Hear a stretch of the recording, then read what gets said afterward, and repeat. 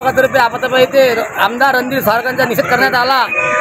त्याचे प्रमुख कारण त्या आपल्या कोळी महादेव जमातीच्या महिला गीतांजली कोळे यांना उमरट भाषेत उत्तर दिले आणि त्यांना ते जे सत्तेची मस्ती आलेली आहे आणि त्यांची मस्ती आता कोळी महादेव समाज हा नक्की उत्तरेशिवाय राहणार नाही, एवढी मी आपल्याला समाज बांधवांतर्फे आवाहन करतो। जय हिंद, जय महाराष्ट्र।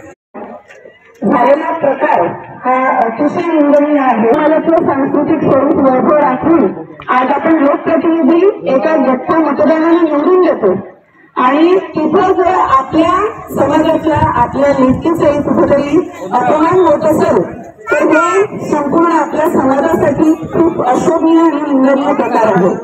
झालेल्या प्रकारामध्ये आदरणीय ताईंबरोबर ज्या पद्धतीने बोलण्यात आलं किंवा आदरणीय ताईंचा जो अपमान करण्यात आला तो फक्त तिचा अपमान नव्हता, तो आपल्या सगळ्या लेखीबाईंचा अपमान होता।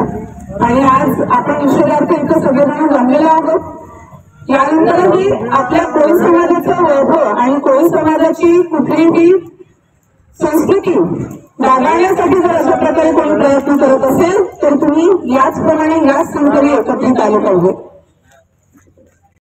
आरक्षण आमच्या हक्काचं, नाही कुणाच्या बापाचं। आरक्षण आमच्या हक्काचं, नाही कुणाच्या बापाचं। निषेध असो, निषेध असो, रणधीर सावरकरांचा निषेध असो, निषेध असो, निषेध असो, रणधीर सावरकरांचा निषेध असो।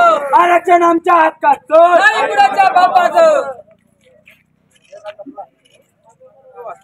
आमदार रणधीर सावरकर यांचा निषेध असो, आमदार रणधीर सावरकर यांचा निषेध असो।